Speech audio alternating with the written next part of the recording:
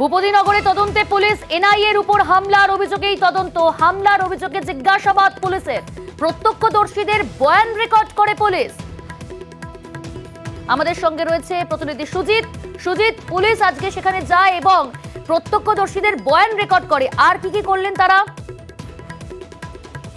জিজ্ঞাসাবাদ এবং যে ঘটনা সামনে এসেছে, যে ছবি সামনে এসেছে, তারপর যে এফআইআর, পাল্টা এফআইআর, সব মিলিয়ে ভূপতিনগর থানার পুলিশ সঙ্গে জেলা পুলিশ, মহকুমা পুলিশ, কাঁথি মহকুমা পুলিশ সকলের মিলে কিন্তু আজকে ঘটনাস্থল যেখানেই ঘটেছিল অর্জুননগরের সেখানে গিয়ে সবকিছু খতিয়ে দেখা, জিজ্ঞাসাবাদ, প্রতিবেশী, প্রত্যক্ষদর্শী, স্থানীয় মানুষ সকলকে জিজ্ঞাসাবাদ করেন যে ঠিক ঘটনার সময় কি ঘটেছিল এবং বিক্ষোভের কথা, একই সঙ্গে যে অভিযোগ আনছেন বলা যায় যে ধৃতের স্ত্রী, সে ব্যাপারেও কিন্তু খতিয়ে দেখা এবং বাড়ির মধ্যে ঢুকে কিন্তু সবকিছু খতিয়ে দেখা, ক্যামেরাবন্দি করা, বয়ান রেকর্ড করা, সবটাই কিন্তু ওসি। সুজিত, আমরা জানি গতকালই মনোব্রত জানা তাকে গ্রেপ্তার করা হয়েছে এবং সেই ঘটনায় তার স্ত্রী কিন্তু ইতিমধ্যে অভিযোগ দায়ের করা হয়েছে এবং শ্লীলতাহানির অভিযোগ দায়ের করেছে। তারও কি তদন্তে নেমেছে পুলিশ? সেই তদন্তকে ধরেই কি আজকে জিজ্ঞাসাবাদ?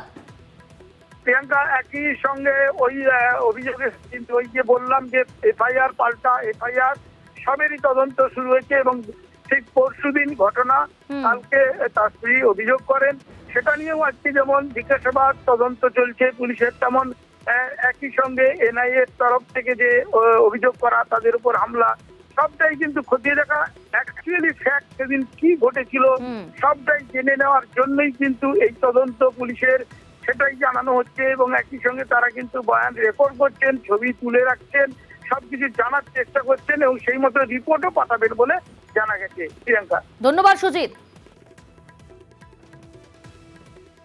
এটা বললাম যে এখানে তো যে গাড়িটা ভাঙা দেখাচ্ছে সেই গাড়িটা তো এই রাস্তায় ঢুকতে পারবে না, এই তো ছোট রাস্তা। আর যেখানটা দেখাচ্ছে সেখানটা কি যে ফাঁকা মাঠের মধ্যে দেখাচ্ছে, আর যেখানটা বিক্ষোভ হয়েছিল ওখানে কোনো মাঠ নেই। এইসব বললাম, আর কি বলবো। প্রথম যখন এখানে চিৎকার চেঁচামেচি হয় তখন আমরা এখানে এসে পড়েছি। এসে যখন থেকে ধস্তাধস্তি হচ্ছে আমাদেরও লেগেছে।